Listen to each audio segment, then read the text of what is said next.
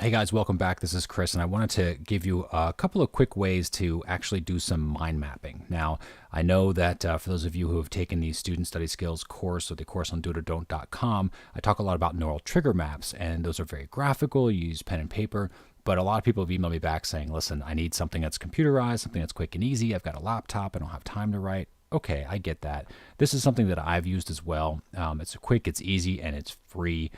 It's one of a couple of tools I'm going to tell you about. This one is called FreeMind. And real quick, let's go ahead and bounce into the website. When you click on the link that I've actually put you in this post, you're going to come to this site. Okay, and this is FreeMind's site here.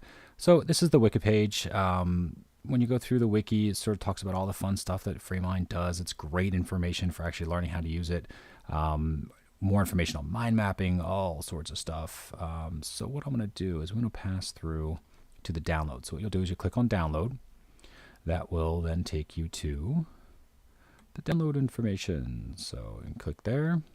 You'll then choose your version. You'll see it's also good for Mac if you happen to have a Mac. So just choose your version, click on it, download it, install it. It's that simple. So that's all you need to do for that. Now, once you've got that done and you open it up, you're looking at something similar to this. Now, here is one that I actually used for the speed reading seminar. This is to put together some little pitch and brainstorm ideas. Now, this all looks pretty easy at this point, and I'm going to show you a couple of things. This is the main idea, of course, and when we talked about mind maps and neural trigger maps, you'll see that these are the sort of details that support the main idea or the different areas. When those little ovals show up, this is actually just like a little handle where you can grab it, move it around. So it is a nice little versatile program. What we'll do is we'll click on this. You'll see that I've already got some stuff in there, supporting details, additional details. When you click on them, they collapse. You click on them again, they expand. And this is all of a sudden where you can see how much detail is really in there. And you can kind of click and drag, and it'll move everything around. So there's a lot of stuff that you can cover, which I think is just great. And again, main idea here, main topic, main idea, details, supporting details. This is what a mind map is all about. And if you don't need it, you close it up. So when you're taking a lecture, you can jump through, write stuff down, and it's just really phenomenal. Now, I've actually used this at a seminar as well. And what I did is there's a program called Thinking Space. Hang on one second, and we'll pull that up here. Okay, so this is Thinking Space, and I say it's a program, but really it's an app. So this is something that I use for my Android. You can see right here, if you have Google Goggles, you can just point that at the screen, and that will pull up that app for you. Of course, you can search for Thinking Space on the Android marketplace as well. It is a phenomenal program. Again, free, love it.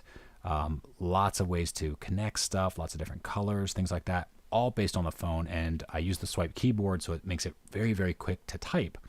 So this is not necessarily unheard of to actually pull up this type of information. Now, this is what I basically came up with when I was doing these seminars, and this is when I'm in the audience, and I'm sort of just typing back. I didn't need pen and paper at all, didn't even miss it, which was great. And then all I needed to do was email it to myself, and it was in the same format as FreeMind, so I could import it directly into FreeMind and change anything else I wanted, which was just phenomenal. So let's jump back into FreeMind real quick.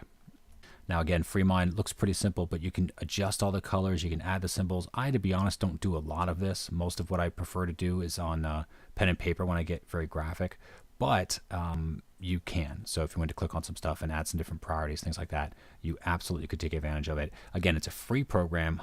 And it is recommended. It's a real quick way to actually go through, do some quick mind maps, especially if you have an Android. I'm sure there's apps out for the iPhone as well that will format into the FreeMind format. And it's something that I definitely recommend you take a look at. And of course, if you've got any other tools out there that you've seen or something that I should be taking a look at, definitely let me know. Would love to hear your comments.